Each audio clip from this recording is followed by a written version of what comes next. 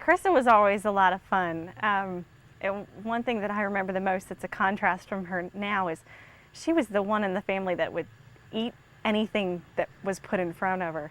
It didn't matter what it was. If Mom cooked it, she was going to eat it.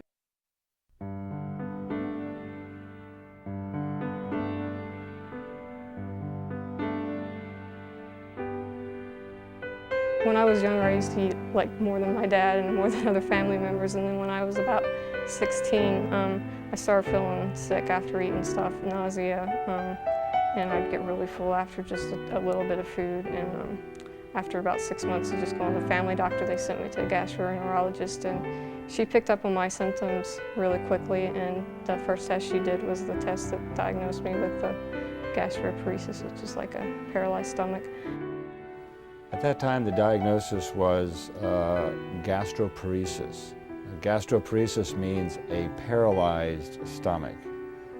The stomach is a muscle, and it has work to do as we ingest food, empty the food, and in a stomach that has gastroparesis, this muscular work simply doesn't happen. These neuromuscular problems of the stomach range from just a rhythm problem and a little bit of emptying problem, all the way to where the stomach has like no rhythm or a very destructive rhythm, so that the muscle itself can't contract. And in addition, in some patients, the muscle is weak anyway. So you might consider like an iceberg, and at the tip of the iceberg are the patients who have almost continuous nausea. They cannot eat regular food, or they vomit and get quite ill. They cannot maintain their weight. They cannot ingest enough calories to hold their weight, so they steadily lose weight. This is the tip of the iceberg, kind of most severe cases, and this is the kind of case that Carissa has. Not long after I got diagnosed, I got really, really depressed I was really depressed for about 3 years. You know, and finally come to the realization that this isn't going to go away like they said it would. So I eventually, you know, learned how to cope with it, and you know, developed my relationship with God more to help me get through a lot of it, and you know, overcome the shock of not being able to eat and the limitations on my life that you know, no more sports and no more food and stuff like that. So Carissa's case, in trying to help her feel better, her treatment has evolved through a variety of regular drugs, experimental drugs, and even gone on to trying a gastric pacemaker, a device to help stimulate the stomach so it works better to decrease the nausea and vomiting. And finally, in Carissa's case, because she does have such a severe neuromuscular problem of the stomach, we've also used tubes to help the stomach vent, or tubes to help feed her into the small intestine.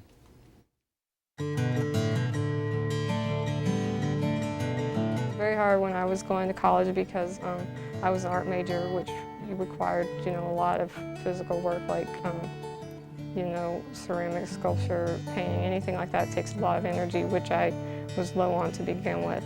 So I had a lot of trouble completing my work by the time I was supposed to, and I slept a lot more than most students, and you know, doctor's appointments, meds, and hospitals, and but I loved college anyway. Actually, it's the best years of my life, honestly, even battling this at the same time. My friends and professors and everybody were just really supportive and tried to help me any way they could. When Carissa left to go to Messiah, we were helping her move things into her new dorm room. It was kind of scary. Even being the younger sister, I was afraid of how well she'd be able to take care of herself. I had been there on the occasions where she had passed out or had other problems where she wasn't able to care for herself at that point. And I was really nervous that something like that would happen and that no one would know. Well, I started being able to overcome my bitterness to God during one Powerhouse my sophomore year. I think it was only the second one I'd ever been to. And they started singing, "Lord, I offer my life to you. Everything I've been through, use it for your glory." And I just broke down and cried, and I just realized that I had been really selfish and that I had been so focused on myself. And there was an immediate change. I mean, it was like instant, and my attitude was different, and that's when I really started, you know, my grades in college even shot up, my motivation, you know, increased, and I was really able to start focusing on how I could use it to help others. We were amazed at the way she was able to go through Messiah and graduate with her class, especially being an art major and all the projects. We admired her greatly. We were concerned a lot of times that maybe she was pushing herself too hard and too fast, but we couldn't do anything to slow her down, and you know, it certainly paid off. But we just kind of stood back and watched, I guess, like everybody else did.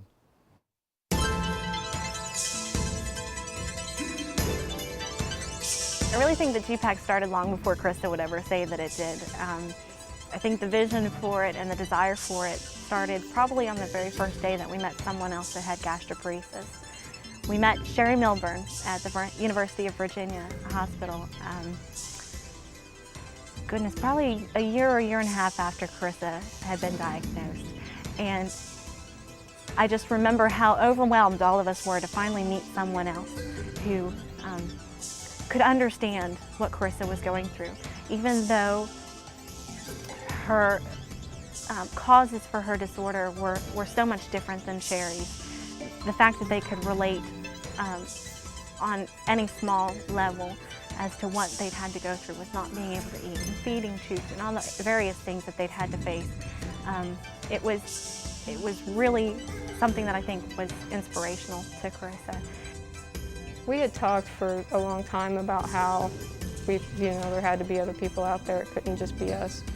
And we had heard, of other people. Obviously, there were doctors out there for it, but we didn't have any way to find it. And finally, when the internet became real popular, and I started doing research on gastroparesis, and then I started finding other people, and I got her connected because she's not all that computer literate. So, and that's how we connected, and now we're working really close, and she did help found G-PACT. She was one of the first people involved, so, and that's been good for her as well as, other people. Right after I graduated from college and realized that I wasn't going to be able to go on to grad school for art therapy like I had planned, I decided to design my own personal webpage to reach out to people with gastroparesis and to explain gastroparesis on a level that most people would understand rather than a lot of the medical literature that was out there. And I also created it as a way to cope myself with what I'm dealing with. And I was getting so many contacts through my website, like 20 emails a day, sometimes more, from people with gastroparesis, and I was getting to the point where I wasn't able to respond to everybody, which made me feel bad. So a few months later, I decided to start this support group online, and it's like a listserv, so people send out emails and everybody can respond to them. And I was expecting to get about 50 to 75 people, and I never expected it to get up to, it's almost 800 people by now. And then from my contacts with all of those people, I realized that there was a need for an organization for gastroparesis because there wasn't anything out there for it at all. And so I presented the idea, and I had interest, and I gathered a group of people who were really interested in going after this. And so that's how we started initial talks in March 2001, and we were officially founded on August 23rd, 2001, after a few months of planning and organizing everything. I think she did it more for her own pleasure initially, and it was just amazing to see how that developed from being a personal website to being a source of contact with other people that had gastroparesis. And then to see the email group, the listserv, grow to what now has over 700 people has just been amazing. And this is contact with people, you know, all over the world, Australia and Germany and England, as well as nationwide. And I think she went into it maybe needing the support herself. And once she made contact with people, she was not the only one needing support, but they were needing each other. And so it's just been amazing to see how that's come together.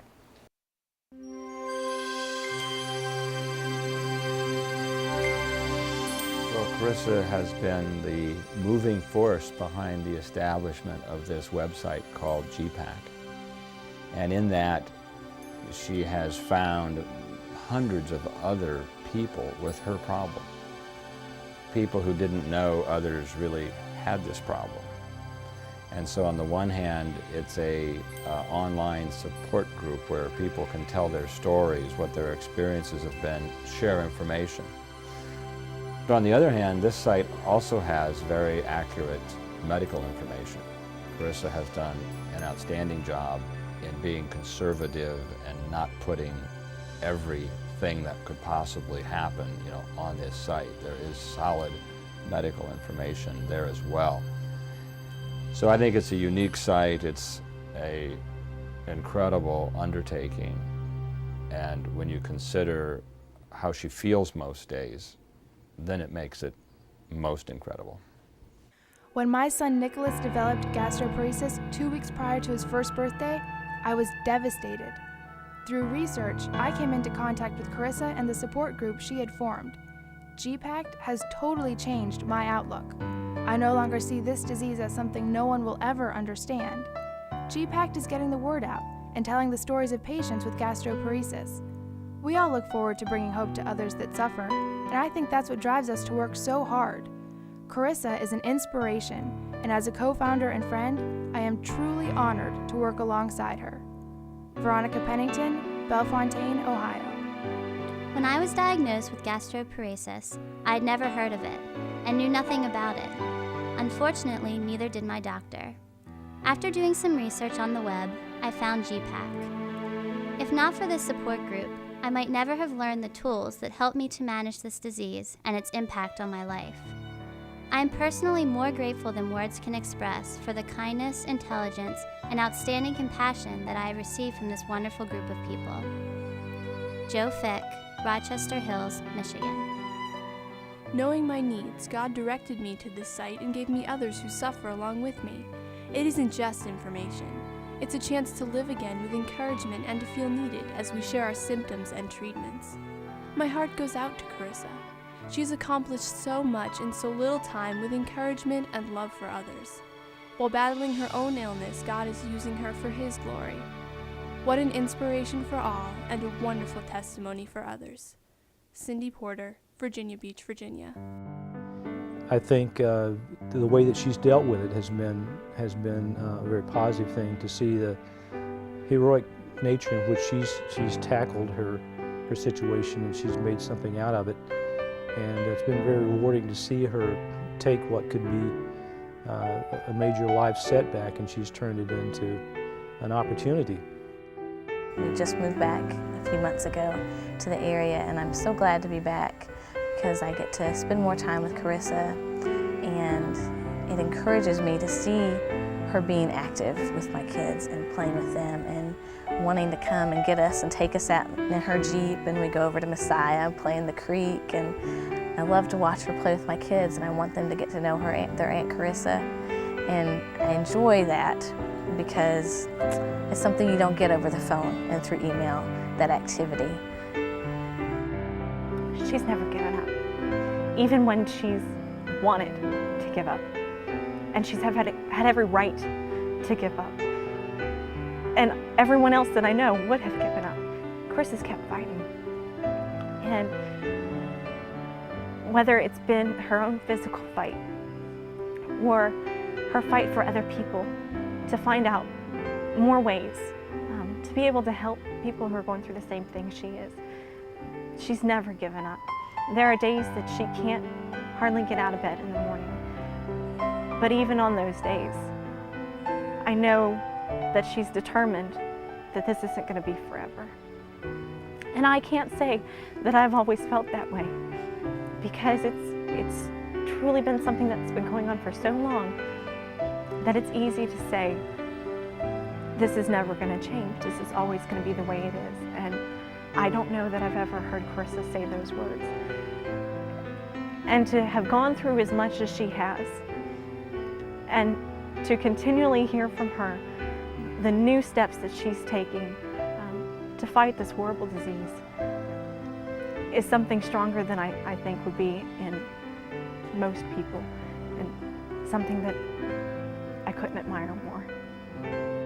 So beneath her rather quiet demeanor is a very strong-willed, very dedicated person to getting on with her life and making a contribution. And so this G-PACT effort is very, very impressive when you consider the energy it takes to organize such a site, interact with people, and still manage these symptoms that she has every day. So she's one of those heroes that we read about, but she happens to be a young woman and a Messiah graduate who is honored today, and she deserves every bit of it.